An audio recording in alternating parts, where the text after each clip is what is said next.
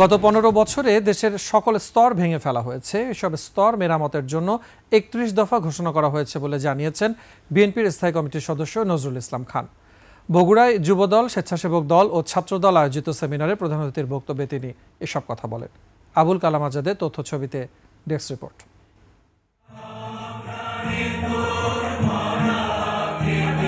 শুক্রবার সন্ধ্যায় বগুড়া শহরের 5 তারকা হোটেল মমো ইন কনভেনশন হলে কৃষি উন্নয়ন, পরিবেশ রক্ষা ও নাগরিক সমস্যা নিয়ে তারুণ্যের ভাবনা শীর্ষক সেমিনার অনুষ্ঠানে প্রধান অতিথি বিএনপির স্থায়ী কমিটির সদস্য নজরুল ইসলাম খান বলেন, ফ্যাসিস্ট শাসন আমলে ভেঙে ফেলা স্তরগুলো মেরামতের জন্যই 31 দফা ঘোষণা করেছে বিএনপি, যা সবার সহযোগিতা ছাড়া বাস্তবায়ন সম্ভব নয়।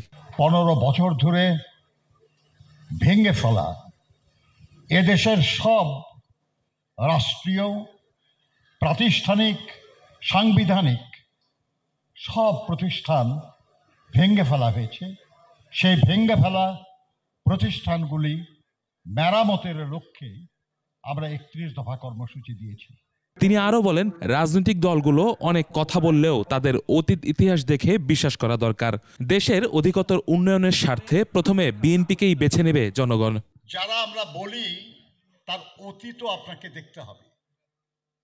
আমি যে বলছি যে আমি এটা চাই, সেটা করার অতীত কোনো দৃষ্টান্ত আমার আছে কিনা, এটা করার সক্ষমতা আমাদের আছে কিনা, এটা করার যোগ্যতা আমাদের আছে কিনা, এটা আপনাদের বিবেচনা করতে হবে। অনুষ্ঠানে আরো বক্তব্য রাখেন জাতীয়তাবাদী গণতান্ত্রিক আন্দোলনের চেয়ারম্যান ববি হাজ্জাজ। তিনি বলেন, দেশকে এগিয়ে নিতে রাজনৈতিক দল এনসিপি পদে পদে বাধা সৃষ্টি করছে। বাংলাদেশ জাতীয়তাবাদী দলের নেতা জনাব তারেক রহমান যেই স্বপ্ন দেখেছেন, যেই স্বপ্নর আঙ্গিকে ওনার নেতৃত্বে যুগপৎ আন্দোলনের প্রত্যেকটি দল মিলে 31 দফা প্রস্তাবনা তৈরি করেছে। সেমিনারে অস্ট্রেলিয়ার water strategic analyst doctor Faisal Kabir Shuvo, গণমাধ্যম কর্মী কাজী জেসিন, যুবদলের কেন্দ্রীয় সংসদের সভাপতি মোনায়েম মুন্না ছাড়াও অন্যান্যরা উপস্থিত ছিলেন। রোদে পুড়ে বৃষ্টিতে ভিজে ইউসুফ হাসান নাইম, 21 টেলিভিশন।